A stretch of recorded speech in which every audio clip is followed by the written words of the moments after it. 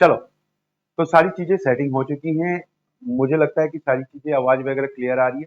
एक बार कंफर्म कर दीजिएगा अपने साइड से भी कि सारी चीजें ओके चल रही हैं। तो एक बार फिर से तहे दिल से good morning all of you. आप सभी लोग का स्वागत है स्टडी लवर वीर परिवार में।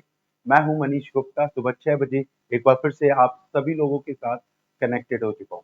तो चलो शुरुआत करते हैं सबसे पहले टॉप हेडलाइंस के बारे में कि आज का टॉप हेडलाइन क्या है। फिर उसके बाद आज हम लोग क्या करने वाले हैं। उसके बाद हम लोग क्वेश्चन आंसर्स देखेंगे। नहीं, क्वेश्चन आंसर्स बाद में देखेंगे। कल हम लोगों ने क्वेश्चन आंसर्स पहले देख लिया था। आज हम लोग क्वेश्चन आंसर्स बाद में देखेंगे। फिर उसके बाद आप लोगों के लिए जो आज का दिन है, कुछ प्रमुख दिन है, उसके बारे में देखेंगे। कुछ टाटा स्टील यानी कि वर्ल्ड स्टील में कुछ तब्दीली हुई है, आज उसके बारे में भी समझेंगे। प्रधानमंत्री मोदी जी ने कुछ अंतर्राष्ट्रीय स्तर पर इनॉग्रेट किया है, उसको समझेंगे। साथ ही साथ रतन टाटा जी के नाम पर कुछ बदलाव हुए हैं, आज उसको देखेंगे। इंडियन कोस्ट गार्ड के नए डायरेक्टर आए हैं, आज इनके बारे में समझेंगे। विंध्याचल के चूड़ी खन के लौंग लश्कारे वाली ये जो महिला है, इनका नाम है दिया मिर्जा। और ये दिया मिर्जा को कुछ उपलब्धि दी गई है, अपॉइंटमेंट दिया गया है। यूपीआई के बारे में कुछ बड़ी अपडेट आई है, आज हम लोग उसको भी समझेंगे। साथ ही साथ विदेश मंत्री जी पाकिस्तान गए हैं और उस पाकिस्तान में क्या क्या घटना घट रही है, इसके बारे में भी आज हम लोग समझेंगे। आप लोगों को कल होमवर्क दिया था, लेकिन आप लोगों ने लास्ट तक अगर देखा होता तो वो होमवर्क भी आप कंप्लीट करते। लास्ट तक देखा नहीं था, इसलिए आप लोगों ने होमवर्क किया नहीं। ठीक है, तो आज हम लोग होमवर्क भी देखेंगे जो आप लोगों ने किया है। कुछ लोगों ने होमवर्क बहुत अच्छे तरीके से किया है, पुराना होमवर्क किया है, कल का होमवर्क नहीं किया है। और इसके बारे में फिर क्वेश्चन आंसर जो स्टेटमेंट बेस्ड क्वेश्चन रहेंगे, उसको हम लोग समझेंगे। ठीक है, तो उम्मीद है आप सभी लोग फटाफट से सेशन में आएंगे। और एक सबसे बड़ी बात है, आज एक सस्पेंस वाला क्वेश्चन है और वो क्वेश्चन आपके लिए बड़ा, कहते हैं ना कि एक सरप्राइजिंग है। वो सरप्राइजिंग आपके लिए, और वो सरप्राइजिंग क्या है, एक बार देखोगे, पूरी क्लासेस देखोगे, लास्ट तक बने रहोगे, तभी समझ में आएगा। कल कुछ लोगों ने क्या किया, होमवर्क सोचा कि होमवर्क मिला नहीं है, लास्ट तक देखे नहीं और स्किप कर गए। और उन्होंने अपना होमवर्क ये सोचा कि मनीष सर ने होमवर्क नहीं किया था, मैंने होमवर्क किया था। अगर लास्ट तक बने रहते तो शायद आप लोग होमवर्क भी देख लेते। चलिए फिलहाल आज के सेशन को शुरुआत करते हैं। सभी लोग आ जाएं, सेशन को शेयर करें। हमारे देश के जो विदेश मंत्री हैं, जिनका नाम है S Jaishankar, doctor S Jaishankar, इन्होंने एक पोर्टल की शुरुआत की है। इस पोर्टल का नाम है ई माइग्रेट पोर्टल। और ई माइग्रेट पोर्टल जो कि दूसरा संस्करण यानी कि वर्जन 2 शुरू किया गया है। और ये एक वेब पोर्टल और मोबाइल एप्लीकेशन के थ्रू किया गया है। ई माइग्रेट का मतलब ये हो गया कि जो भी हिंदू धर्म के, बौद्ध धर्म के, सिख धर्म के, या जो माइनर कम्युनिटी आते हैं मुस्लिम को छोड़कर, ठीक है, वो सभी के सभी अगर अपने देश में परेशान है तो वो यहाँ पे आकर अपने आप को रजिस्टर्ड कर सकते हैं। ठीक है, सीएए एक कानून आया था, आप सभी लोगों ने देखा होगा।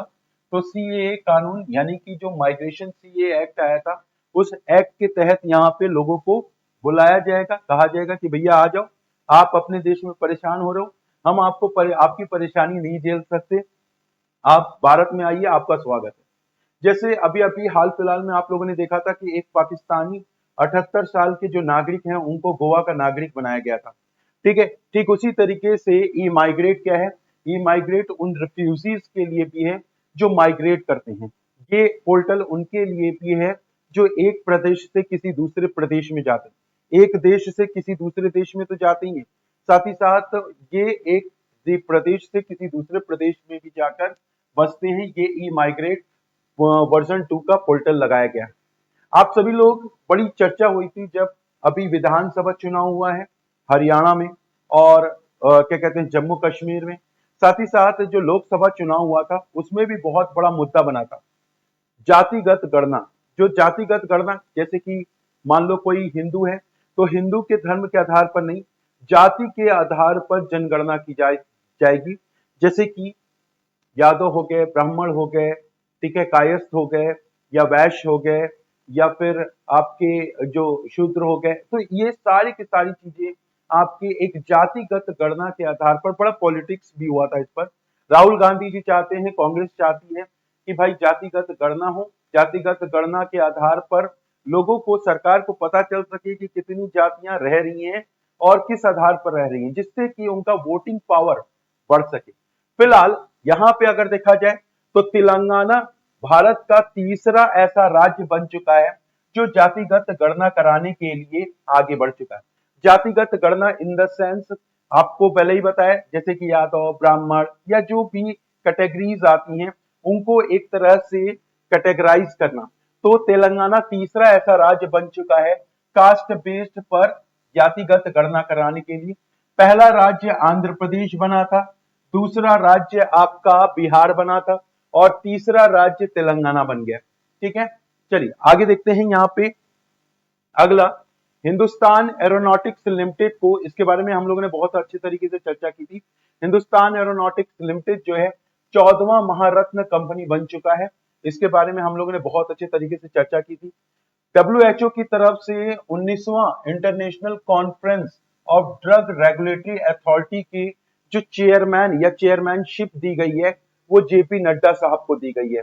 यानी कि वर्ल्ड हेल्थ ऑर्गेनाइजेशन ने यहाँ पे एक कॉन्फ्रेंस रखी थी, international conference of drug regulatory authority, और इसका जो इनॉग्रेट किया गया था, जो हमारे देश के स्वास्थ्य मंत्री हैं, परिवार कल्याण मंत्रालय देख रहे हैं, ये बेसिक तौर पे जेपी नड्डा साहब देख रहे हैं और इन्होंने इनॉग्रेट किया। Ministry of skill development and entrepreneurship, ये किसके पास है? धर्मेंद्र प्रधान जी के पास है। ये आप सभी लोग जानते होंगे, शिक्षा मंत्री भी हैं और ये बेसिक तौर पे स्किल मंत्री भी हैं। यहाँ पे मेटा, मेटा मतलब समझ रहे हो, मेटा जो कि मार्क जुकरबर्ग भैया हैं, भारत विश्व के तीसरे सबसे बड़े, नहीं तीसरे नहीं, दूसरे, एलन मस्क पहले पे आ गए हैं, दूसरे पे मार्क जुकरबर्ग आ गए। तो यहाँ पे मेटा के जो मालिक हैं मार्क जुकरबर्ग, उनके जो मालिक यहाँ पे आर्टिफिशियल इंटेलिजेंस असिस्टेंट को यहाँ पे एक कोलैबोरेशन किया गया है, उनके साथ एक टाई अप किया गया है और साथ ही साथ ये कहा गया है कि एक एक्सीलेंस, 5 एक्सीलेंस सेंटर खोले जाएंगे जिसमें कि स्किल इंडिया मिशन के तहत भारतीय युवाओं को शिक्षित किया जाएगा। और ये पर्टिकुलर एनएसटीआई यानी कि नेशनल स्किल ट्रेनिंग इंस्टीट्यूशंस के तौर पे जाना जाएगा। अंतरराष्ट्रीय समाचार में भारत, यानी कि भारत जो है दूसरा बिगेस्ट सप्लायर हो चुका है रिस्ट्रिक्टेड क्रिटिकल टेक्नोलॉजीज के मामले में। रिस्ट्रिक्टेड क्रिटिकल टेक्नोलॉजीज का मतलब ये हो गया है कि कुछ ऐसे टेक्नोलॉजीज होते हैं जिसमें कि सिर्फ और सिर्फ भारत के सॉफ्टवेयर इंजीनियर या कुछ ऐसे इंजीनियर या कुछ ऐसी कंपनियां ही प्रोडक्शन कर रही हैं। तो क्रिटिकल टेक्नोलॉजीज के मामले में ये दूसरा बड़ा सप्लायर बन चुका है भारत, और ये सबसे बड़ा सप्लायर यानी कि रशिया को दे रहा है, अमेरिका को दे रहा है और यूरोपियन कंट्रीज को प्रोवाइड करा रहा है। आप यहाँ पे ये कह सकते हैं कि भारत दूसरा सबसे बड़ा सप्लायर बनकर उभरा है। इसके मामले में अगर हम लोग यहाँ पे देखें, जैसे कुछ एक सरल तरीके से हम बात करें तो कुछ ऐसे cryptography, artificial intelligence, machine learning या फिर डेटा सेंटर्स को स्थापित करने के लिए ये भारत सबसे बड़ा दूसरा सप्लायर के तौर पे जाना जाएगा। ठीक है, तो इनको याद कर लीजिएगा, बहुत ही इंपॉर्टेंट है। नियुक्ति हुई है मनोज कुमार दुबे, दुबे जी हैं, ये IRFC के CEO MD बनाए गए हैं। दिया मिर्जा जो हैं ये all living things environment film festival 2024 की ज्यूरी मेंबर के तौर पे इनको नियुक्ति दी गई है। तो आपसे क्वेश्चन पूछा जा सकता है कि all living things environmental film festival ALTEFF 2024 के ज्यूरी मेंबर के तौर पे दिया मिर्जा को अपॉइंटेड दी गई है। ठीक है, स्पोर्ट्स के मामले में एक तरह से आप ये देख सकते हैं, आहिका और सुधीर तट ये एशियन टेबल टेनिस चैंपियनशिप में एक मेडल लेकर आए हैं। साथ ही साथ भारत जो है जूनियर वर्ल्ड कप शूटिंग 2025 की मेजबानी करेगा। क्वेश्चन पूछा जा सकता है कि निशानेबाजी में कौन सा देश यहां पे मेजबानी करने वाला है जूनियर वर्ल्ड कप के लिए? तो जूनियर वर्ल्ड कप के लिए शूटिंग में यानी कि निशानेबाजी में 2025 में भारत मेजबानी करेगा। हरमनप्रीत सिंह जो कि मोस्ट एक्सपेंसिव प्लेयर बन चुकी हैं, यानी कि हॉकी के ऑक्शंस में अभी तक हम लोग विराट कोहली का नाम सुनते थे कि सबसे महंगे प्लेयर है, लेकिन अब हम लोग सुनने वाले हैं हरमनप्रीत सिंह जो कि एक हॉकी के सबसे एक्सपेंसिव प्लेयर बन चुके हैं। India beat Taipei to win women single Bendigo International Challenge badminton tournament, यानी कि अंतरराष्ट्रीय चैलेंज बैडमिंटन का खिताब यहां पे भारत ने जीता है। किसको हराया है? ताइपेई को हराया है। कल था 15 अक्टूबर और 15 अक्टूबर को international day of rural women day मनाया जाता है, यानी कि ग्रामीण महिला दिवस 15 अक्टूबर को मनाया जाता है। साथ ही साथ 15 अक्टूबर को क्या मनाया जाता है? 15 अक्टूबर को वर्ल्ड स्टूडेंट डे भी मनाया जाता है। वर्ल्ड स्टूडेंट डे मनाया जाता है। World student day in the sense APJ Abdul Kalam ji का बर्थडे था कल, मतलब बर्थडे के याद में उनकी जयंती के तौर पे 15 अक्टूबर को वर्ल्ड स्टूडेंट डे मनाया जाता है। ये कुछ इंपॉर्टेंट हेडलाइन हो गई जिनको आपको याद रखना है। Failure is the not the opposite of the success, it is the part of success. हालांकि मैंने इसको कई बार अपने पॉजिटिव कोटेशंस में रखा है और उम्मीद है कि इस पार्ट को आप लोग समझते होंगे। कई बच्चों का रिजल्ट पॉजिटिव आता है, कई बच्चों का रिजल्ट निगेटिव आता है। बच्चे बड़े हताश हो जाते हैं कि सर बड़ी मेहनत की थी लेकिन पता नहीं क्या हुआ, किस्मत मेरा साथ नहीं दे रही। कई बार ऐसे बच्चे क्वेश्चन करते हैं कि सर भगवान मुझसे खफा खफा से। कई बच्चे ऐसे कहते हैं कि सर मेरी किस्मत ही खराब है। तो भाई देखिए, किस्मत खराब नहीं होती है, किस्मत सबकी अच्छी होती है, बशर्ते उस किस्मत को आप कैसे ग्रैस्प करते हैं। ये भगवान ने तो सबको बराबर बराबर मौका दिया है ना। आप लोगों तो बहुत अच्छे हैं कि आपके पास एक इंटरनेट फैसिलिटीज है। इंटरनेट फैसिलिटीज के द्वारा आप क्या कर सकते हैं? क्लास ले सकते हैं घर बैठे। आप लोगों में से कई ऐसे लोग हैं जिनके पास इंटरनेट फैसिलिटीज तो क्या, उनके पास स्मार्टफोन भी नहीं है, छोटा सा फोन लेके घूमते हैं और वो स्टूडेंट है और वो बहुत मीलों मीलों साइकिल चलाकर कोचिंग जाते हैं। और कोचिंग में, ऑफलाइन कोचिंग में कितनी पढ़ाई होती है ये आप भी जानते हैं। ऑफलाइन कोचिंग तो चले गए, वहां पे 1 घंटे की क्लास मुश्किल से 35 मिनट 30 मिनट क्लासेस चलती हैं, उसमें भी 15 मिनट बकैती काटी जाती है। तो बात यहीं पे कही जा रही है कि भाई देखिए, आपका टाइम है, आपकी अपॉर्चुनिटीज है, आपको कैसे ग्रैस्प करना है। सक्सेस और फेल्योर दोनों ही पार्ट एक लाइफ का सबसे इंपॉर्टेंट पार्ट है। सक्सेस सक्सेस की इंपॉर्टेंस तब पता चलती है जब आप फेल होते हैं। किसी व्यक्ति को पहली बार ही सफलता मिल जाती है ना, तो वो सफलता का जो चखना होता है, कहते हैं चखना, ठीक है, चखना मतलब एक गलत शब्द है। तो लोग दारू वारू पीते हैं तो चखना कहते हैं, तो चखना मतलब चख लो ऐसे। तो किसी को पर्टिकुलर सक्सेस पहली बार में मिल जाता है तो वो सक्सेस पचा नहीं पाता है, लेकिन जो फेल हो होकर आकर उसको सक्सेस मिलती है तो 100% वो क्या होता है, वो उसको मालूम है कि वो उसने दिन रात मेहनत की है इस चीज के लिए। मैंने अभी अभी आप लोगों को बताया था कि आरआरबी का जो क्वेश्चन हुआ था, यानी कि अभी आईबीपीएस क्लर्क का एग्जाम हुआ, चाहे तो आप पेपर भी देख लो। जो रेगुलर बच्चे हैं वो यहाँ पे देखते रहते हैं कि हाँ सर ने क्या कराया। मैं कोई गलत बात तो करूंगा नहीं क्योंकि आप लोग लगातार 8-9 महीने से कंटिन्यू हम लोगों के साथ जुड़े हुए। 50 क्वेश्चन में से लगभग लगभग 28-29 क्वेश्चन एग्जैक्ट आए हुए। और अगर कायदे से हम देख लें, थोड़ा सा डेप्थ में जाने का मौका नहीं मिला मुझे, नहीं तो 35 के आसपास क्वेश्चन फंसे हुए। ये मैं बहुत बड़ी बड़ाई नहीं कर रहा हूं, इसलिए कह रहा हूं कि भाई देखो, डेपली में डेली के डेली करंट अफेयर्स करोगे तभी आपका बेड़ा पार हो पाएगा, और नहीं तो फिर ऐसे ही हाथ मलते रह जाओगे दूसरों बच्चों की तरह, यहाँ पे सिर्फ और सिर्फ शिकायत करोगे। विजयी भवा बैच शुरू हो रहा है आप लोगों का 30 दिन का 11 रुपए में। आप लोग स्टडी लवर वीर एप्लीकेशन को डाउनलोड कर लीजिएगा। नेक्स्ट यानी कि इसी मंडे को, आने वाले मंडे से क्लासेस शुरू हो जाएंगी। आज है 16 अक्टूबर। 16 अक्टूबर को वर्ल्ड फूड डे मनाया जाता है। क्या मनाया जाता है? विश्व खाद्य दिवस मनाया जाता है। विश्व खाद्य खाद्य दिवस मनाया जाता है। खाद्य विश्व खाद्य दिवस मनाया जाता है। ठीक है। आप सभी लोग जानते हैं कि फूड सिक्योरिटी ये कितनी इंपॉर्टेंट है, और कहा भी जाता है कि भैया जब भी खाना खाएं तो इतना सोच समझ कर खाएं कि आप जो है उस अन्न का अनादर ना करें। कितने लोग हैं दुनिया में जिनको खाना ही नहीं मिल पाता है। उसी के उपलक्ष्य में वर्ल्ड फूड डे 16 अक्टूबर को मनाया जाता है, और ये बेसिक तौर पे fight against hunger and malnutrition, यानी कि एक तरह से भुखमरी और मैल न्यूट्रिशन के खिलाफ लड़ाई लड़ने के लिए वर्ल्ड फूड डे 16 अक्टूबर को मनाया जाता है। बेसिक तौर पे ये एक तरह से ये किस तरीके की थीम है यहाँ पे। It's crucial to understand the significance of this year's theme and the engaging challenges of the global food and security. इस तरीके की थीम भी बनाई गई है। आइए देखते हैं दूसरा सबसे इंपॉर्टेंट न्यूज देखते हैं। दूसरा इंपॉर्टेंट न्यूज क्या है? टाटा स्टील के सीईओ, जो टाटा स्टील है उसके सीईओ की क्या नाम है उनका?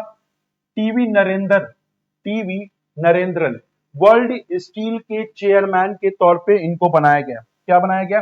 वर्ल्ड स्टील के चेयरमैन के तौर पे बनाया गया। यह मुकाम हासिल करने वाले दूसरे भारतीय बन चुके हैं। 2021 में पहली बार सज्जन जिंदल को बनाया गया था। क्या? वर्ल्ड स्टील के चेयरमैन के तौर पे। वर्ल्ड स्टील एक अंतरराष्ट्रीय संस्था है जो कि पूरे विश्व में स्टील का प्रोडक्शन देखती है। अब अगर हम लोग स्टील की बात करें तो स्टील के बर्तन आपके घर में पड़े होंगे। तो स्टील का सबसे ज्यादा प्रोडक्शन एक मई में एक रिपोर्ट आई थी 2024 में। इसमें यह कहा गया था कि चाइना सबसे ज्यादा प्रोडक्शन करता है, और ये चाइना जो है पहले नंबर पर है स्टील प्रोडक्शन के मामले में। दूसरे नंबर पर प्यारा भारत यानी कि हमारा प्यारा भारत आता है। तीसरे नंबर पर जापान आता है। चौथे नंबर पर स्टील का प्रोडक्शन अमेरिका करता है। पांचवें नंबर पर रशिया करता है। छठवें नंबर पर साउथ कोरिया करता है। 10वें नंबर पर ईरान करता है। 8वें नंबर पर जर्मनी करता है। 7वें नंबर पर टर्की करता है। 9वें नंबर पर ब्राजील करता है। यानी कि ये टॉप 10 कंट्रीज है जहां पे स्टील का प्रोडक्शन बहुत ज्यादा होता है। भारत का जो प्रोडक्शन हुआ है वो लगभग 165.1 टन के आसपास, मीट्रिक टन बढ़ा है। यानी कि मई 2024 की बात की जा रही है। पिछले अगर देखा जाए तो इसमें 5.4% का, पिछले साल की तुलना में 5.4% का इजाफा हुआ है, इंक्रीमेंट हुआ है। तो यहाँ पे अगर चाइना की स्टील प्रोडक्शन की बात करें तो पिछले साल की तुलना में 2.7% इंक्रीज किया गया है ईयर ऑन ईयर। भारत का अगर देखा जाए सिर्फ मई में, यानी कि पिछले महीने की तुलना में अगर हम लोग यहाँ पे देखें तो जैसे अप्रैल और मई, तो अप्रैल से लेके मई की तुलना में 5.4% का स्टील प्रोडक्शन हुआ है। जबकि ईयर ऑन ईयर यानी कि साल दर साल स्टील का जो प्रोडक्शन हो रहा है 3.5% की वृद्धि की गई है। ये बताया गया है किसके द्वारा? ग्लोबल स्टील प्रोडक्शन जीएमके सेंटर के द्वारा बताया गया। ये एक तरह से बहुत बड़ी उपलब्धि है हमारे देश के लिए कि टाटा स्टील के जो सीईओ है टीवी नरेंद्रन, वो वर्ल्ड स्टील के चेयरमैन बनाए गए हैं। चलिए अब आगे देखते हैं, अगला न्यूज देखते हैं। प्रधानमंत्री मोदी जी ने International Telecommunication Union World Telecommunication Standardization Assembly यानी कि ITU-WTSA के 8वें इंडिया मोबाइल कांग्रेस का उद्घाटन किया है।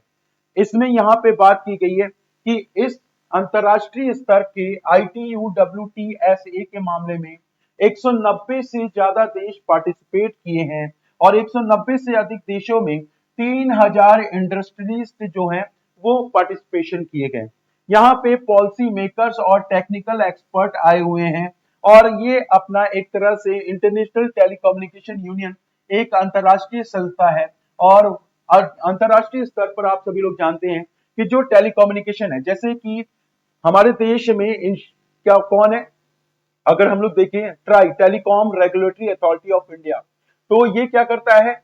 जियो जैसे जियो, वोडाफोन वोडाफोन इन सबको रेगुलेट करने का काम करता है। ठीक है। इसी तरीके से अगर देखा जाए तो इंटरनेशनल टेलीकम्युनिकेशन यूनियन एक अंतरराष्ट्रीय संस्था है। जितना भी कम्युनिकेशन होता है, चाहे वो मोबाइल के जरिए हो, चाहे पेजर के जरिए हो, चाहे किसी भी ईमेल के जरिए, इन सब का एक तरह से मॉनिटर करने का काम करता है। इंडिया मोबाइल कांग्रेस 2024 में कई लेटेस्ट इनोवेशन और आर्टिफिशियल इंटेलिजेंस के ऊपर चर्चा की गई है। इसमें 6G डेवलपमेंट के अपडेट के बारे में जानकारी मिली है। अभी अभी प्रधानमंत्री मोदी जी अमेरिका गए थे और उन्होंने एक स्टेटमेंट दिया था, कहा था कि आपको, मतलब अमेरिकन को बोला था कि आपको बड़ा कष्ट होगा ये जानकर कि जो मोबाइल का जो प्रोडक्शन करने वाली दुनिया की दूसरी सबसे बड़ी देश भारत बन चुका है। अमेरिका इसमें पीछे आ चुका है। इंडिया मोबाइल कांग्रेस के 8वें संस्करण की जो थीम रखी गई है, द फ्यूचर इज नाउ रखा गया। क्या रखा गया? The future is now. The future is now. ये याद कर लीजिएगा, जो छोटे छोटे बच्चे हैं और प्यारे प्यारे बच्चे हैं, इस तरीके के जो क्वेश्चंस होते हैं हमेशा से पूछे जाते हैं। आइए देखते हैं यहाँ पे, महाराष्ट्र सरकार ने कौशल विश्वविद्यालय का नाम बदलकर रतन टाटा के नाम पर रखा है। यहाँ पे एक पद्म विभूषण यानी कि 2008 में पद्म विभूषण रतन टाटा जी को दिया गया था और यहाँ पे पद्म विभूषण रतन टाटा स्किल यूनिवर्सिटी का नाम बदल दिया गया है। यहाँ पे अगर देखा जाए तो महाराष्ट्र सरकार ने कौशल विश्वविद्यालय का नाम बदलकर पद्म विभूषण रतन टाटा स्किल यूनिवर्सिटी रखा गया है। ये इसकी शुरुआत किसने की है? यानी कि एकनाथ शिंदे। एकनाथ शिंदे कौन है? ये महाराष्ट्र के मुख्यमंत्री जी हैं और उन्होंने कहा कि भाई देखो, हम लोग रतन टाटा जी को याद करते हैं। ये सही बात है, ये एक ऐसे व्यक्तित्व थे जिनको भूला पाना बहुत ही मुश्किल है और ये हमारे देश के लिए सबसे बड़ी क्षति है। तो नेशनल सेंटर की बात करें तो national centre of performing arts, ये अब क्या किया जाए, ये एक तरह से इनका पार्ट बन जाएगा और महाराष्ट्र सरकार ने कौशल विश्वविद्यालय का नाम बदलकर यहाँ पे क्या किया गया है, ये रतन टाटा स्किल यूनिवर्सिटी किया गया है। रतन टाटा एक किताब भी निकाली गई है और ये काफी अच्छी बेस्ट सेलर किताब के रूप में जानी जाती है। Ratan Tata a life, Ratan Tata a life नाम की किताब का जो विमोचन किया गया था, या जो इसके लेखक हैं थॉमस मैथ्यू है। कौन है? थॉमस मैथ्यू है। फटाफट से देखिएगा इसको और फटाफट से बताइएगा।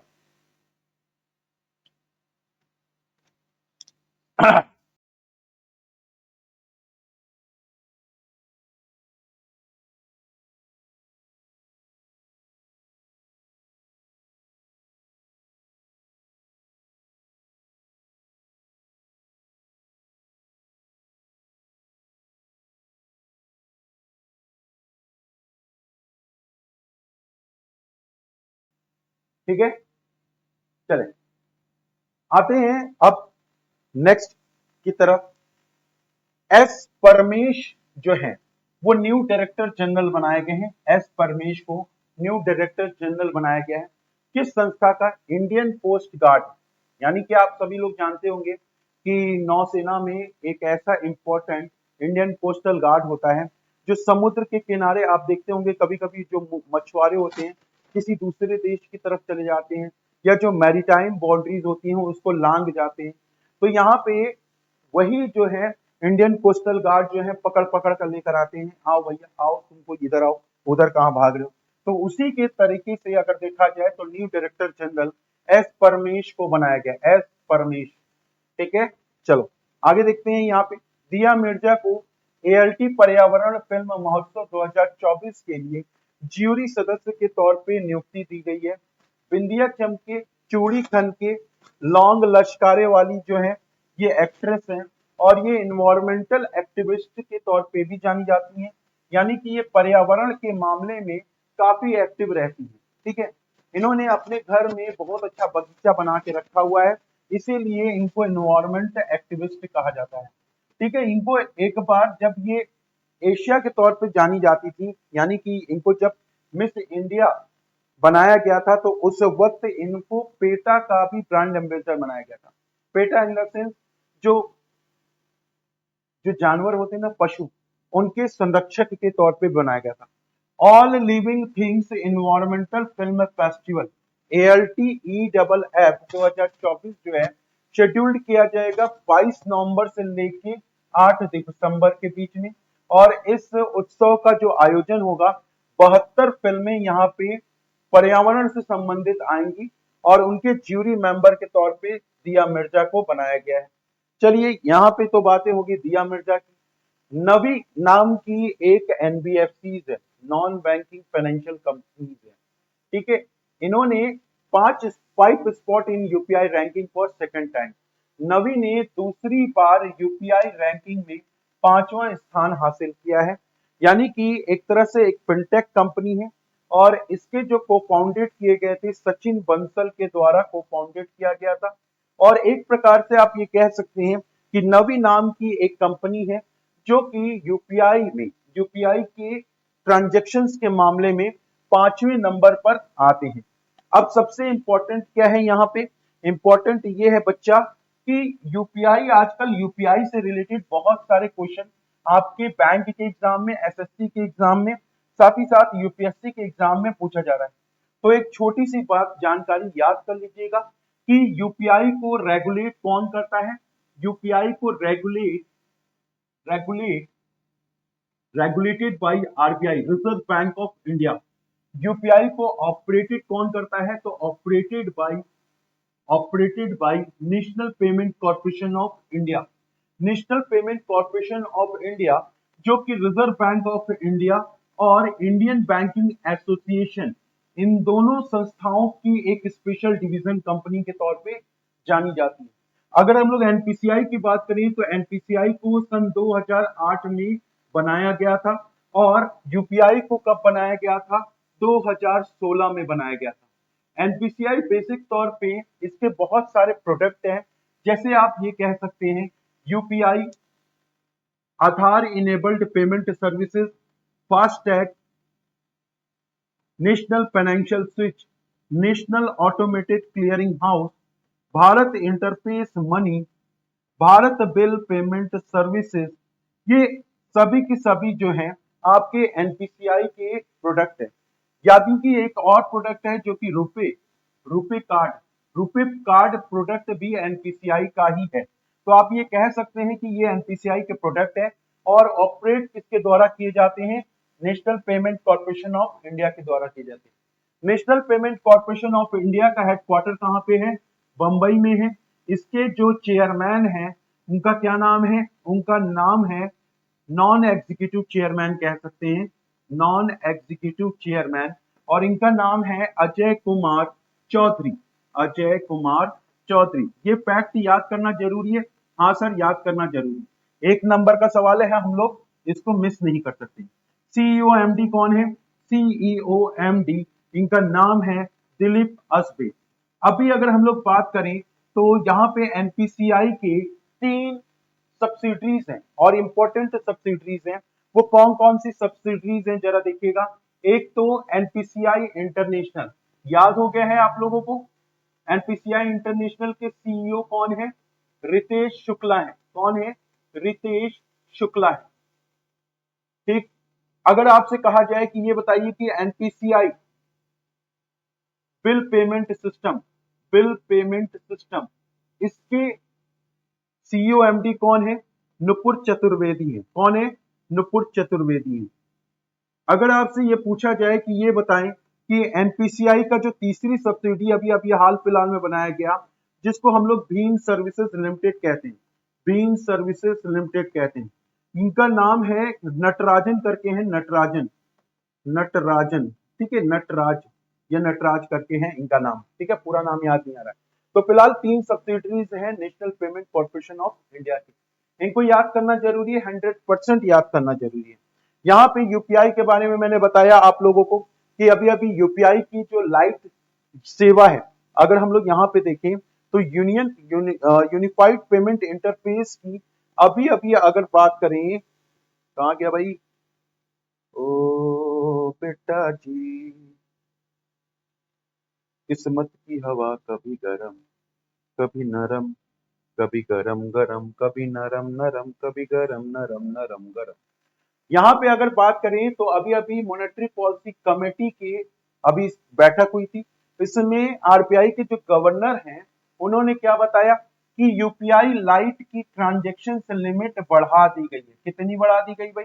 देखो अभी अभी एक क्वेश्चन भी आया था आईबीपीएस क्लर्क में कि यूपीआई लाइट एक्स की लिमिट कितनी है? तो यूपीआई लाइट एक्स का जो कैप्ड लिमिट है वो 4000 है। इसमें मैंने अभी बताया, अभी अभी अक्टूबर में बैठक हुई है कि आरबीआई ने यूपीआई लाइट की पर ट्रांजेक्शन से लिमिट 500 रुपए से बढ़ाकर कितना कर दिया है? 1000 रुपया कर दिया है। ठीक है, यूपीआई लाइट वॉलेट की सीमा जो थी वो 2000 रुपए से बढ़ाकर कितना कर दिया गया है? 5000 रुपया कर दिया गया है। यानी कि अब वॉलेट में आप सभी लोग क्या करेंगे? 5000 रुपया रख सकते हैं। कितना रख सकते हैं? 3000 प्लस ज्यादा, यानी कि 5000 रुपया अपने वॉलेट में रख सकते हैं। इस सुविधा के जरिए यूपीआई पेमेंट की में पिन की जरूरत नहीं पड़ती, यानी कि यूपीआई लाइट के जरिए जब आप ट्रांजेक्शन करते हैं तो उसमें किसी भी प्रकार के पिन की जरूरत नहीं पड़ती है, आसानी से पेमेंट हो जाता है। यूपीआई 123 पे, यूपीआई 123 पे ये क्या है? यूपीआई 123 पे फीचर फोन के जरिए आप ट्रांजेक्शन कर सकते हैं और इसकी जो लिमिट बढ़ाकर 10,000 रुपए कर दी गई है। यानी कि यूपीआई 123 पे की भी जो लिमिट है वो 10,000 रुपया कर दी गई है। चाहे आप आरआरबी पीओ का एग्जाम ले लें, चाहे आप आरआरबी क्लर्क का एग्जाम ले लें, चाहे आप एसएससी का एग्जाम ले लें, चाहे आप यूपीएससी का एग्जाम ले लें, सभी में बड़े तरीके से पूछा जा रहा है यूपीआई के बारे में। तो तरीके से हम लोग भी बता रहे हैं और आपको पढ़ना भी पड़ेगा। इसमें कोई भी मुरव्वत मत कीजिएगा, नहीं तो हम लोगों की लाइफ चौपट हो जाएगी। ठीक है, तो मुरव्वत करने वाली कोई बात ही नहीं है। चलिए आते हैं, यहाँ पे यूपीआई की बात हो गई। यहाँ पे एक्सटर्नल अफेयर्स जो मंत्री हैं, विदेश मंत्री जयशंकर जो हैं, 9 साल बाद एससीओ की बैठक में पाकिस्तान गए हुए हैं और पाकिस्तान में उनको डर लग तो रहा नहीं है, क्योंकि ऑलरेडी विदेश मंत्री हैं, बड़े बेबाकी बोलते हैं, पाकिस्तान के बारे में बोलते हैं, कहते हैं पीओके तो हमारा था, हमारा है और हमारा रहेगा। पाकिस्तान तो उससे एक तरह से कब्जियाया हुआ है। अगर हम लोग एससीओ की बात करें तो एससीओ का मतलब होता है Shanghai corporation organisation. Belarus SCO का 10वां सदस्य देश बना है। आपसे क्वेश्चन पूछा भी जा सकता है कि अभी अभी हाल फिलहाल में एससीओ के जो 10वां देश है वो कौन सा देश है? बेलारूस देश है। और यहाँ पे बेलारूस की जो राजधानी है वो कौन सी राजधानी है? मिन्स्क। बेलारूस की करेंसी चलती है रब्बल। कंटिनेंट कहाँ पे आता है? यूरोप कंटिनेंट में आता है और प्रेसिडेंट अलेक्जेंडर लुकाशेंको है। यहाँ पे 24वीं मीटिंग जो हुई थी वो कहाँ पे हुई थी? 24वीं मीटिंग कजाकिस्तान में हुई थी और 25वीं बैठक जो हो रही है, 25वीं बैठक वो पाकिस्तान में हो रही है, पाकिस्तान में।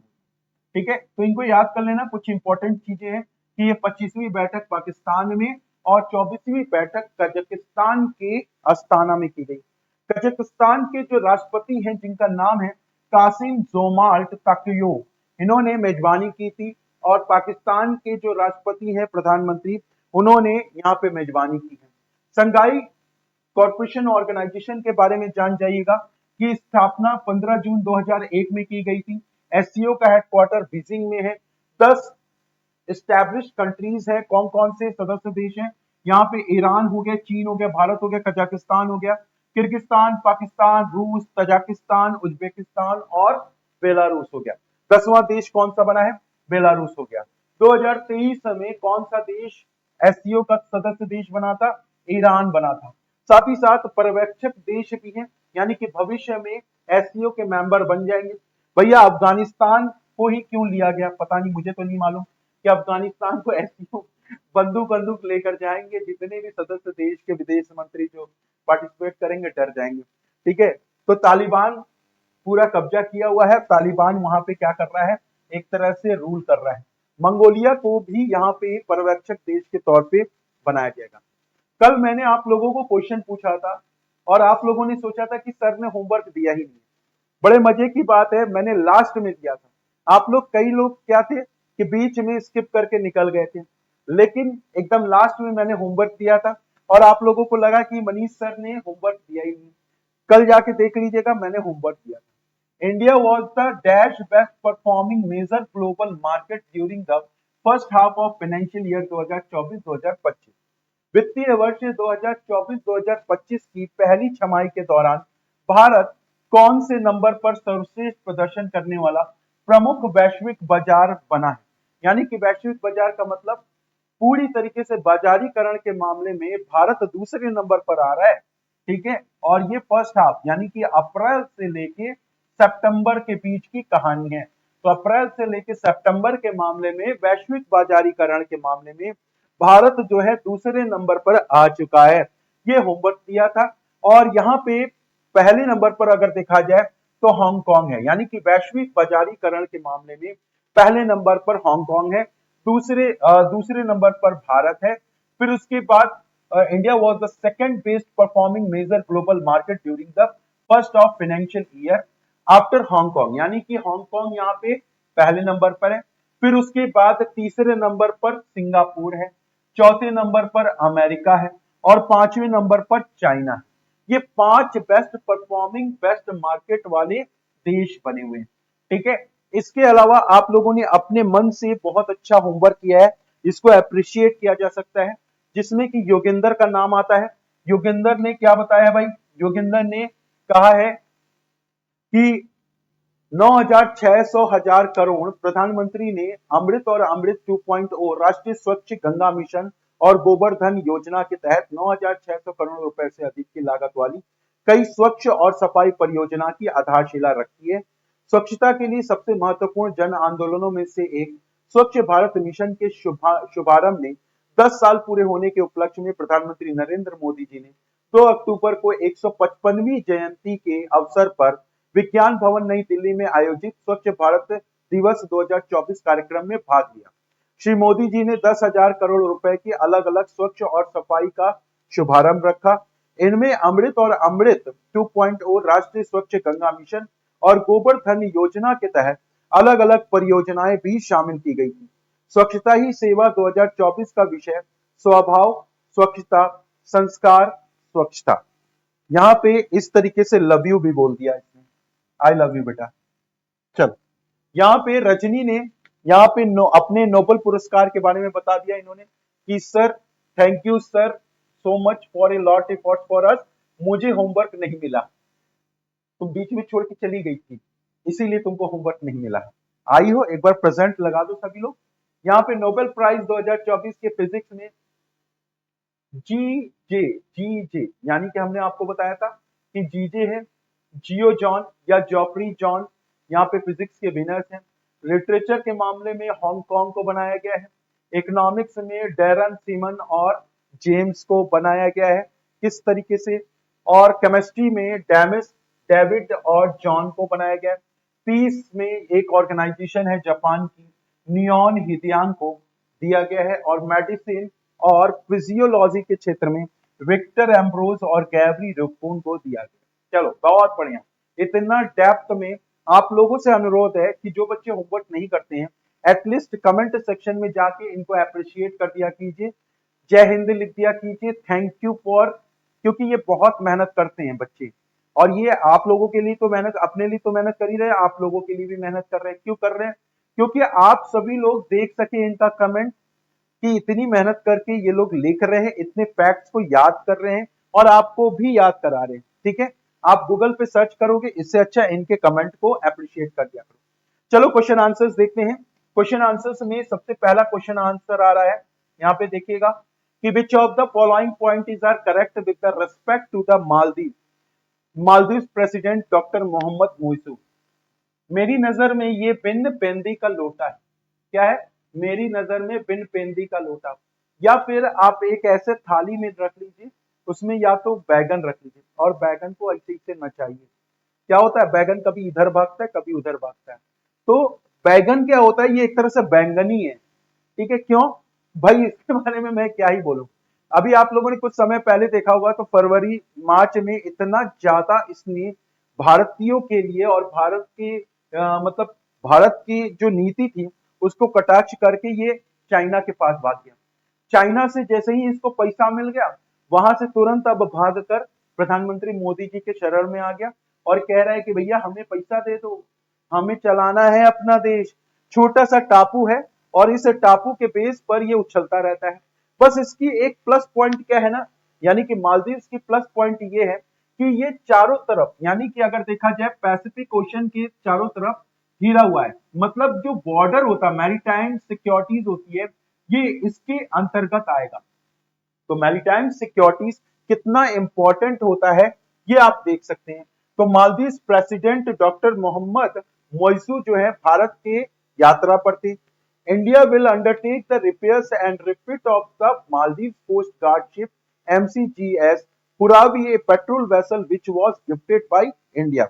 हमको अंग्रेजी समझ में नहीं आता, हिंदी ये भी एक बार देख लेते हैं।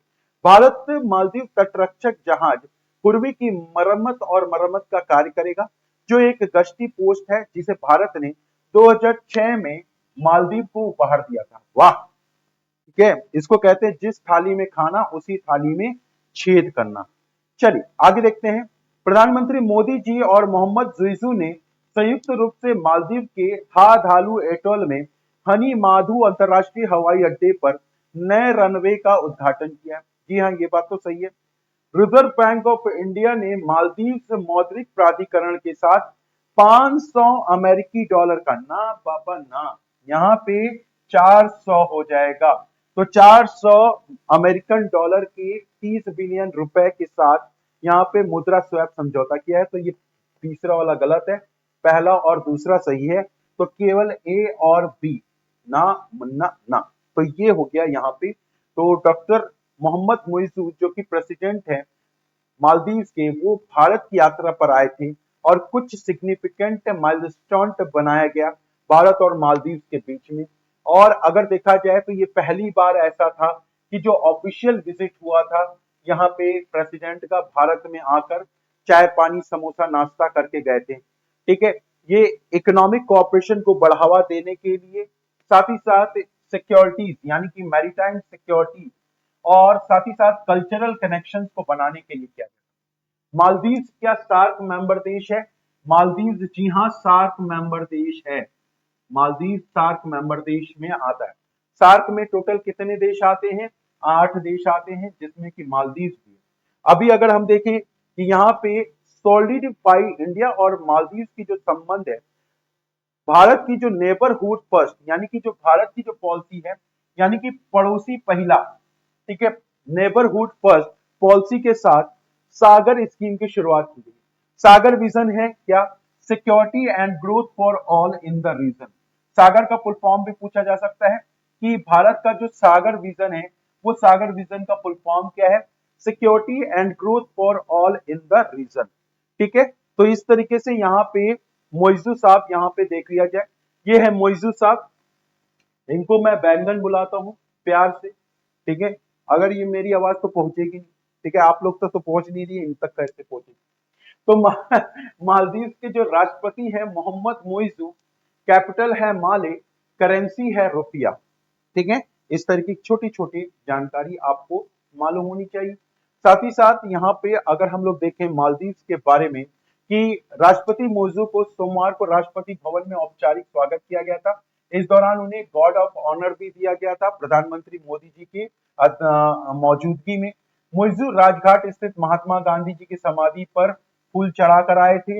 यहाँ पे साथ ही साथ दोनों पक्षों ने भारत सरकार के द्वारा एक वर्तमान पहलों की प्रगति की समीक्षा की थी और ऐसे रास्ते तलाशने की थी जिससे कि डेवलपमेंट किया जा सके। जून की शुरुआत में प्रधानमंत्री नरेंद्र मोदी जी के शपथ ग्रहण समारोह में भी मोइजू आए थे। मोइजू ने पिछले साल इंडिया आउट अभियान चलाया था। क्या चलाया था? इंडिया आउट अभियान चलाया था। यानी कि आप समझ सकते हैं कि जितने भी मिलिट्री सेना थी वहां पे, उनको भगा दिया गया। भारत और मालदीव ने $750 मिलियन के मुद्रा विनिमय सौदे को संबंध को बढ़ावा दिया। रिजर्व बैंक ऑफ इंडिया और मालदीव मॉनेटरी अथॉरिटी साइन की गई है, और ये कितनी साइन की गई है? 400 मिलियन करेंसी स्वैप एग्रीमेंट किया गया। करेंसी स्वैप के बारे में भी मैंने बहुत अच्छे तरीके से बताया था। साथ ही साथ मैंने आपको ये बताया था कि सार्क के जो करेंसी स्वैप है, सार्क सार्क में टोटल देश कितने हैं? जैसे कि भारत है, बांग्लादेश है, ठीक है, और साथ ही साथ यहाँ पे आप देख सकते हैं इसका क्या नाम है, मालदीव हो गया, नेपाल हो गया, श्रीलंका हो गया, पाकिस्तान हो गया, अफगानिस्तान हो गया, ये सभी के सभी 8 सदस्य देश है। इसके अलावा जो ऑब्जर्वर कंट्रीज के तौर पे जाने जाते हैं, जैसे कि Australia, China, European union, Iran, Japan, Korea और मॉरिशस, म्यांमार और अमेरिका, ये सार्क के कौन से हैं ऑब्जर्वर कंट्रीज के तौर पे जाने जाते हैं। करेंसी स्वैप क्या होता है? करेंसी स्वैप एक देश की करेंसी किसी दूसरे देश की करेंसी के साथ इजीली तरीके से अदला बदली की जा सकती है और इस तरीके से एक बैंक यानी कि केंद्रीय बैंक आपस में क्या करेंगे? समझौते ज्ञापन पर हस्ताक्षर करेंगे। दूसरा क्वेश्चन है, किस देश को विश्व स्वास्थ्य संगठन के द्वारा आधिकारिक तौर पर ट्रेकोमा एक संक्रामक जीवाणु संक्रमण से मुक्ति दे दी गई है? इसके बारे में बहुत अच्छे तरीके से बताया था कि ट्रेकोमा नाम की बीमारी होती है जिसके कारण अंधापन आ जाता है और इस तौर पे संक्रामक जीवाणु संक्रमण से मुक्ति दे दी गई। सर्टिफिकेट डब्ल्यूएचओ की तरफ से दिया गया है। डब्ल्यूएचओ का हेडक्वार्टर कहाँ पे है?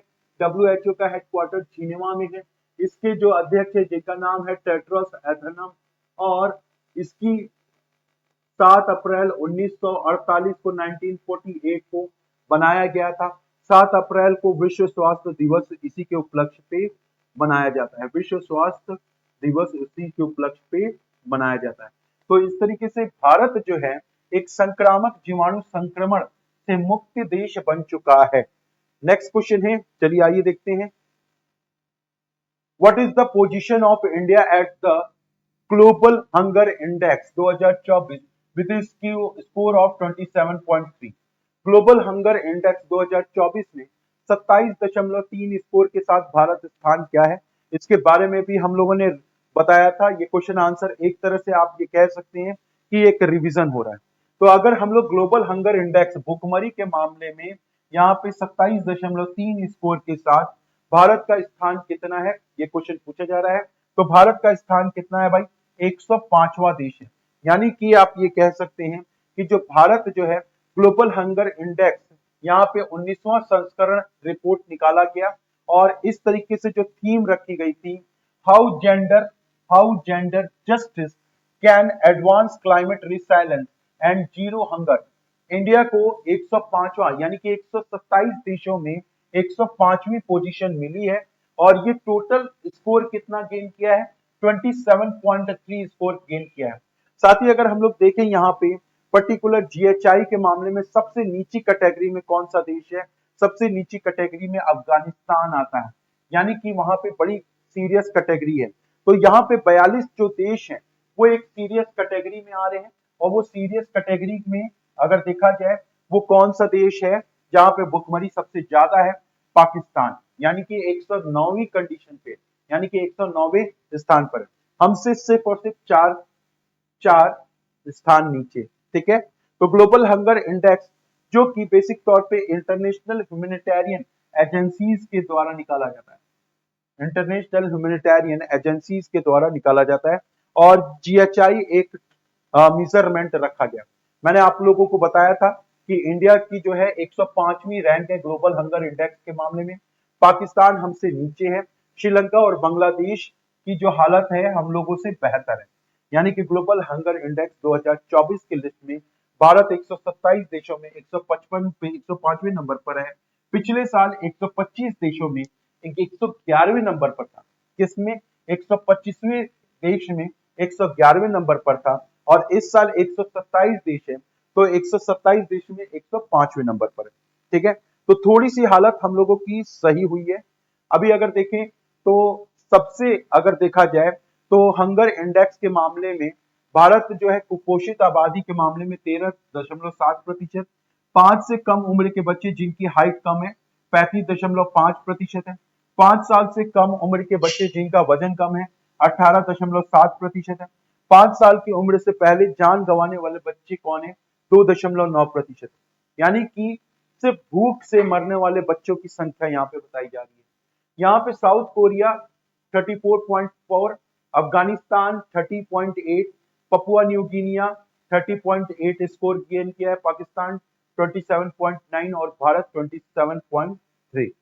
2023 में अगर देखा जाए तो भारत की रैंकिंग कितनी थी? 111वीं और इस साल 105वीं। नेक्स्ट क्वेश्चन है, securities exchange board of India ने अभी अभी हाल फिलहाल में म्यूचुअल फंड और डीमैट खाते को क्या बोलते हैं? डीमेटेरियलाइज अकाउंट बोलते हैं। डीमेटेरियलाइज अकाउंट क्या होता है? डीमेटेरियलाइज अकाउंट किसी भी प्रकार के शेयर मार्केट पर जब हम लोग पैसा लगाते हैं, यानी कि जब हम अपना धन कैपिटल मार्केट में लगाते हैं, तो हमारे पास डिमेटलाइज अकाउंट होना जरूरी होता है। अब चलिए समझते हैं म्यूचुअल फंड क्या होता है। म्यूचुअल फंड एक प्रकार का निवेश करने की प्रक्रिया है, निवेश करने का ऑप्शन देता है। अब कहा भी जाता है mutual fund, MS Dhoni, Sachin Tendulkar, ये सभी के सभी प्रचार कर रहे हैं। Security exchange board of India एक रेगुलेटर बॉडीज है जो कि कैपिटल मार्केट और म्यूचुअल फंड को रेगुलेट करने का काम करती है। इसको कब बनाया गया था? सन 1992 में, सन 1988 में बनाया गया था, और रेगुलेटरी बॉडी, स्टैट्यूटरी बॉडी 1992 में दिया गया था। हेडक्वार्टर कहाँ पे है? बंबई में है। और इसकी जो अध्यक्षता है मधावी पुरी बुश, मधावी पुरी बुश। ये सभी की सभी छोटी छोटी बातें हैं लेकिन मोटी बातें। इसको नॉमिनेट करने के लिए कहा गया है कि यहाँ पे नॉमिनेट व्यक्तियों को शामिल करने की अनुमति दी गई है और नामांकन नियम में बदलाव किया गया। तो अभी अभी securities exchange board of India से क्या किया गया है? यहाँ पे 10 नामांकित व्यक्तियों को शामिल करने का एक प्रारूप लाया गया है। किसकी तरफ से? Securities exchange board of India. ठीक है, चलिए आगे देखते हैं। किस देश के गैर सरकारी संगठन एनजीओ को 2024 का नोबेल शांति पुरस्कार दिया? चलो फटाफट से कमेंट करो। खास तौर की गौर से देखिए, ठीक है, गौर से देखिए। यहाँ पे आप सभी लोगों के सामने नोबेल पीस प्राइज पुरस्कार एक ऑर्गेनाइजेशन है। इसमें हमको आंसर किसका चाहिए? सबसे पहले कितना? रजनी का चाहिए। कौन है? रजनी है ना, रजनी का चाहिए। क्यों? क्योंकि रजनी ने पूरा नोबेल प्राइज को पूरा छाप के रखा है। तो ब्राजील, पेरू, जापान, अजरबैजान और चाइना। आंसर बताना शुरू करो। ठीक है, तो वेरी गुड, इस क्वेश्चन का आंसर आ चुका है। जापान की एक संस्था है जो कि नोबेल प्राइज पुरस्कार जीती है। Who has topped in Fortune's report 2024 and its most powerful women in business? ठीक है, महिलाओं का बोलबाला हो रहा है। ठीक है, साथ ही साथ पतियों का जो है क्या हो रहा है? शोषण हो रहा है पत्नियों के द्वारा। ठीक है ऐसा नहीं है। फॉर्च्यून की रिपोर्ट 2024 की बिजनेस में 100 सबसे शक्तिशाली महिलाएं शामिल की गई हैं, और 100 सबसे शक्तिशाली महिलाएं कौन कौन सी हैं? रोशनी नादार मल्होत्रा जो कि HCL टेक्नोलॉजी की मालकिन है, करेन S lynch, Jane Fraser, Emma वाल्सली, Mary बर्रा। चलिए आंसर बताइएगा। देखिएगा यहाँ पे कि फॉर्च्यून की रिपोर्ट में 2024 बिजनेस में 100 सबसे शक्तिशाली महिलाएं में से कौन सबसे नंबर 1 पर है? तो मैरी बर्रा नंबर 1 पर बनाई गई। कौन है? मैरी बर्रा को नंबर 1 पे बनाया गया है। यहाँ पे अमेरिकन ग्लोबल बिजनेस मैगजीन है जिसका नाम है फॉर्च्यून, और ये 2024 के 100 मोस्ट पावरफुल विमेन बिजनेस के मामले में आ रहे हैं। साथ ही साथ यहाँ पे 100 लीडिंग बिजनेस में महिलाएं हैं। इस तरीके से इनका जो योगदान है फाइनेंस के क्षेत्र में, टेक्नोलॉजी के क्षेत्र में, हेल्थ केयर के क्षेत्र में, टेलीकम्युनिकेशन के क्षेत्र में, रिटेल के क्षेत्र में, एनर्जी के क्षेत्र में और अन्य इंडस्ट्रीज के क्षेत्र में, साथ ही साथ बेलन उठाकर मारने के क्षेत्र में भी इनका बड़ा योगदान है। ठीक है आप लोग कह रहे होंगे कि सर लग रहा है आज पूरी पीड़ा आपकी निकल रही है, आपके अंदर की पूरी पीड़ा जो है मैडम के द्वारा निकल रही है ना? ये आप सभी लोग समझ रहे होंगे। फिलहाल अगर हम लोग मैरी बर्रा के बारे में बात करें तो चीफ एग्जीक्यूटिव ऑफिसर यानी कि अमेरिका की सीईओ है, और ये बेसिक तौर पे जनरल मोटर्स की सीईओ के तौर पे जानी जाती है। जनरल मोटर्स की सीईओ है और ये टॉप पर है 2024 की बिजनेस में, और इस लिस्ट में 13वीं बार ये कहा गया है इनको पहले बार लाया गया। कारेन एस लिंच जो कस्टमर वैल्यू स्टोर की सीईओ के रूप में जानी जाती है, एक हेल्थ कॉर्पोरेशन कंपनी है और ये भी एक तरह से अमेरिका की कंपनी है। ये दूसरे नंबर पर है, पहले नंबर पर मैरी बर्रा है। ठीक है, जेन फ्रेजर जो कि सिटी ग्रुप इनकॉर्पोरेशन की मल्टीनेशनल इन्वेस्टमेंट बैंक है और एक फाइनेंशियल सर्विसेज है, ये भी एक तरह से सीईओ के रूप में जानी जाती है, और ये भी अमेरिका की सबसे प्रमुख बैंक के रूप में जानी जाती है, और ये तीसरे नंबर पर है। ठीक है, जूली जूली जूली तुझ पे दिल आया जूली जूली, जूली स्वीट, ये chair and CEO of Accenture यानी कि सीईओ ऑफ एसेंचर के तौर पे जानी जाती हैं और ये तीसरे और चौथे पोजीशन पर है। तो चौथे पोजीशन पर जूली। ठीक है, चलो आगे देखते हैं यहाँ पे 100 टॉप महिलाओं की। फॉर्च्यून मैगजीन्स के बारे में देख लीजिएगा। फॉर्च्यून मैगजीन्स की पर्टिकुलर अगर सीईओ देखा जाए तो अनास्टेसिया निरकोसिया, यहाँ पे भी महिला है। ठीक है, तो महिलाओं का बोलबाला हो रहा है, महिला है सीईओ, तो ऑब्वियस सी बात है टॉप 100 महिलाओं का यहाँ पे नाम तो आएगा ही आएगा। हेडक्वार्टर के तौर पे देखा जाए तो न्यूयॉर्क सिटी, न्यूयॉर्क सिटी है। साथ ही अगर अमेरिका में इसका हेडक्वार्टर है, सन 1929 में बनाया गया। चलिए आइए देखते हैं। सन 1929 से एक बात याद आती है कि ग्लोबल क्राइसिस आई थी और अमेरिका में एक तरह से डिप्रेशन, सबसे गहरा डिप्रेशन भी आया था सन 1929 में। चलिए आगे देखते हैं। When is the international coffee day celebrated? ठीक है, नेस्ले कॉफी आप लोग पीते होंगे। कॉफी डे कब मनाया जाता है, ये क्वेश्चन पूछा गया है। सितंबर, 2 सितंबर, 1 अक्टूबर, 1 जुलाई, या 1 अगस्त, 1 सितंबर। ठीक है, तो चलो यहाँ पे इस क्वेश्चन का आंसर देखते हैं। विश्व भर में हर साल अंतर्राष्ट्रीय कॉफी दिवस 1 अक्टूबर को मनाया जाता है। साथ ही साथ यहाँ पे 1 अक्टूबर की जो कॉफी की इंटरनेशनल कॉफी डे की जो थीम है वो क्या है? Coffee your daily ritual our shared journey. ठीक है, चलिए सबसे ज्यादा प्रोडक्शन कॉफी का कौन सा राज्य करता है? कॉफी का सबसे ज्यादा प्रोडक्शन केरला करता है। ठीक है, इसके बाद सॉरी कर्नाटका करता है। कर्नाटका के बाद आपका आता है केरला का नंबर।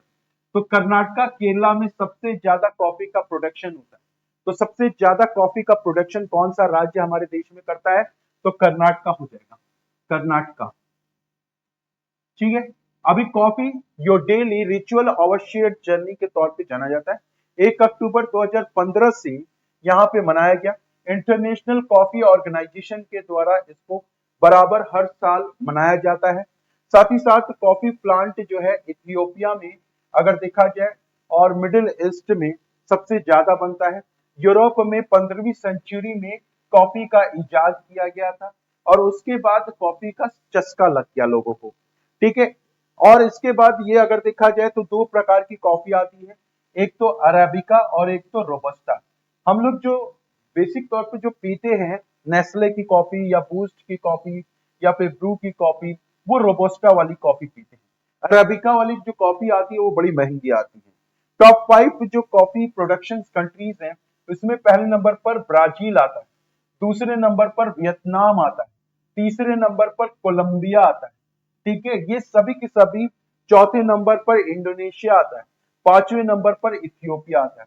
ये 5 ऐसे देश हैं जहां पे कॉफी का प्रोडक्शन भर भर कर होता है। ठीक है, यहाँ पे अगर देखा जाए तो टॉप 3 कॉफी प्रोड्यूसिंग स्टेट में कर्नाटका पे पहले नंबर पर आता है, दूसरे नंबर पर केरला आता है और तीसरे नंबर पर तमिलनाडु आता है।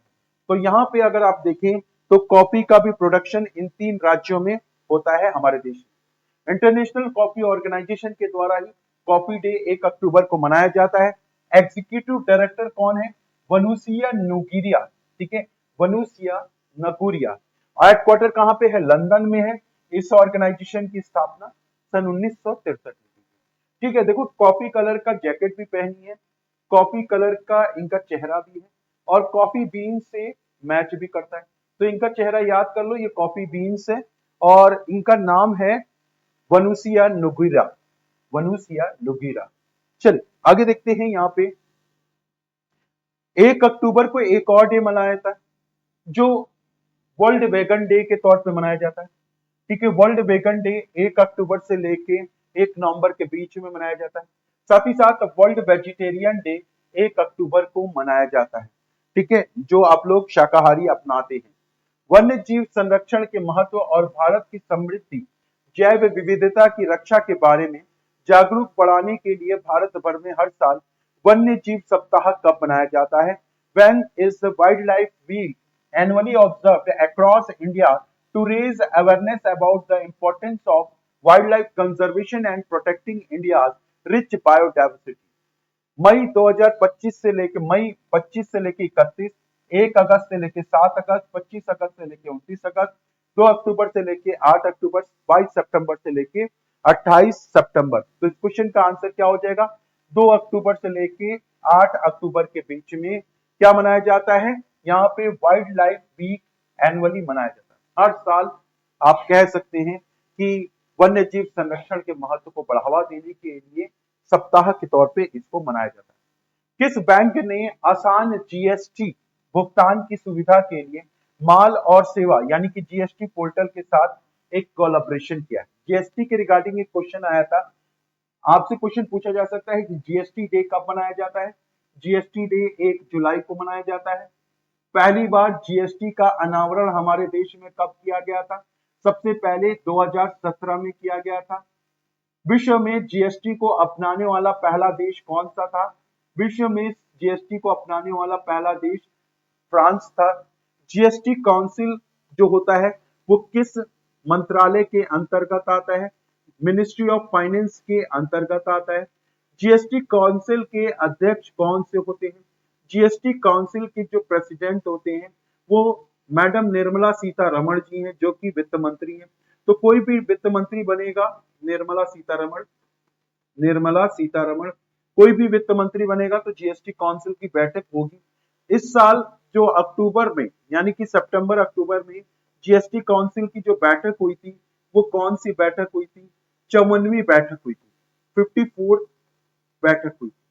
ठीक है, अब चलते हैं इस क्वेश्चन का आंसर देखने में कि जीएसटी जो पोर्टल फैसिलिटीज प्रोवाइड करने के लिए यहाँ पे कौन से बैंक ने कोलैबोरेशन किया है, किस बैंक के साथ हुआ है? आईडीएफसी फर्स्ट बैंक जो है, ब्रांड एम्बेसडर कौन है? इसके ब्रांड एम्बेसडर अमिताभ बच्चन है। कौन है? अमिताभ बच्चन। अच्छा, अमिताभ बच्चन से मुझे याद आ गया, देवी सज्जनों आप सभी लोगों का स्वागत है कौन बनेगा करोड़पति। हाँ, कौन बनेगा चैंपियन आज शाम को 6 बजे आप सभी लोग जुड़ना ना भूलिएगा। बहुत ही बढ़िया सरप्राइज आ रहा है, कुछ बच्चों को तो मालूम भी होगा, कुछ बच्चों को नहीं मालूम है। तो कौन बनेगा चैंपियन केबीसी की शुरुआत की जा रही है और बहुत ही शानदार शुरुआत की जा रही है। उम्मीद है कि आप लोग इसमें पार्टिसिपेट करेंगे और अच्छे अच्छे पैसा मनी मनी वाला हिसाब किताब होगा।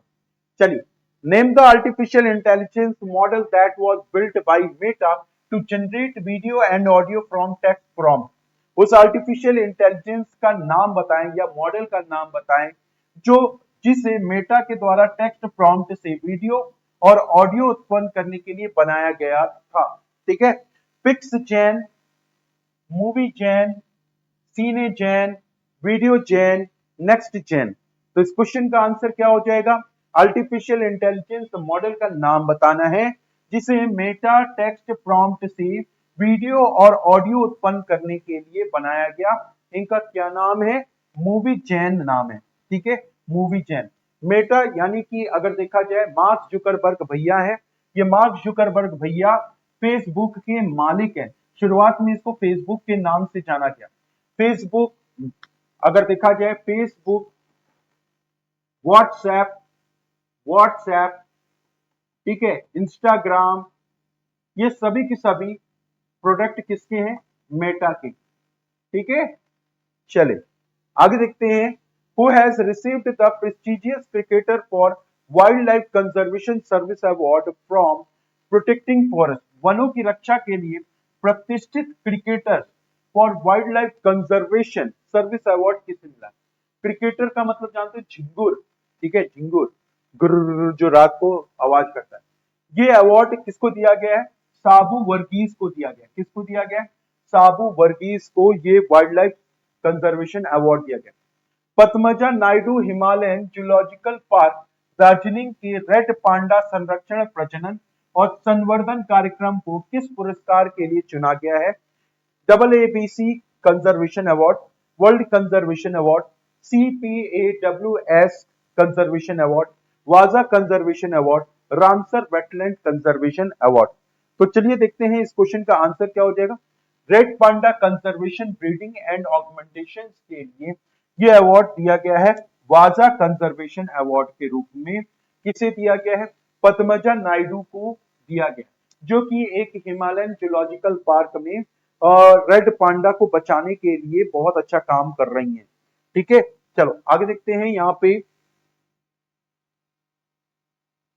ठीक है, यहाँ पे लिखा भी है दार्जिलिंग के पद्मजा नायडू, जो कि हिमालयन जूलॉजिकल पार्क के red panda conservation breeding augmentation programme को world association of zoos and aquarium conservation award 2025-2024 के लिए फाइनलिस्ट के रूप में चुना गया है।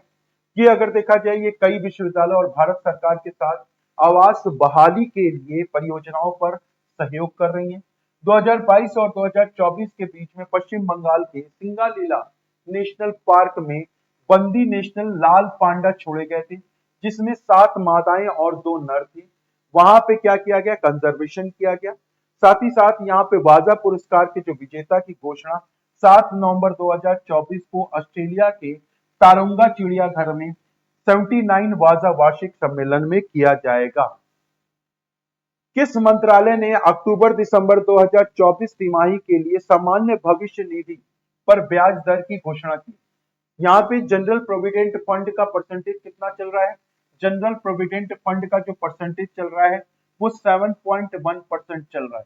तो which ministry has announced the interest rate general provident fund for October to December? Ministry of personal public grievances and pension, ministry of housing and urban affairs, ministry of commerce and industries, ministry of corporate affairs और ministry of finance. तो इस तरीके के यहाँ पे general provident fund, obvious सी बात है, यहाँ पे चूंकि इंटरेस्ट रेट की बात की जा रही है, फाइनेंस से रिलेटेड बात की जा रही है, बैंक से रिलेटेड बात की जाती है, स्मॉल सेविंग स्कीम की बात की जाएगी, तो ministry of finance.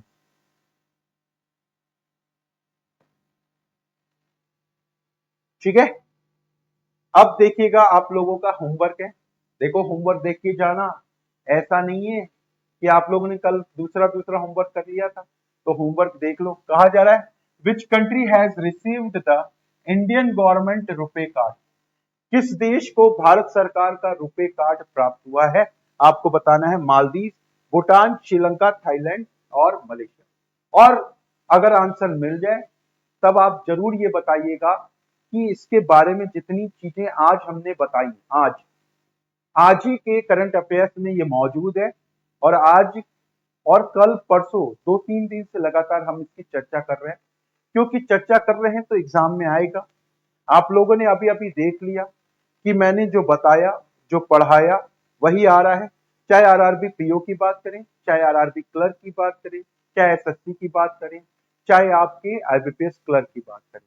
IBPS PO का एग्जाम होने वाला है। एसबीआई क्लर्क का नोटिफिकेशन आपका अक्टूबर के लास्ट में या नवंबर के फर्स्ट में आ जाएगा। एसबीआई पीओ का भी आ जाएगा, आरबीआई असिस्टेंट की भी वैकेंसीज आ जाएंगी। फिर आपके पास अपॉर्चुनिटीज ही अपॉर्चुनिटीज है, तो अच्छे तरीके से पढ़ते रहिए। करंट अफेयर्स पिछले 2-3 महीने 4 महीने का कोई क्राइटेरिया मत रखिए कि हम अक्टूबर का नहीं पढ़ेंगे, सितंबर का पढ़ के निकाल लेंगे। ये सबसे बड़ी गलत फहमी हो जाएगी। ठीक है, तो आज के सेशन को उम्मीद करते हैं आप सभी लोगों ने एंजॉय किया होगा। इसी तरीके से कल हम लोग फिर से मिलेंगे। आज तब तक के लिए जय हिंद, जय भारत। सेशन को एक बार लाइक जरूर कर दीजिएगा और सेशन को एक बार अपने दोस्तों तक पहुंचा दीजिएगा। Tata, bye bye, thank you.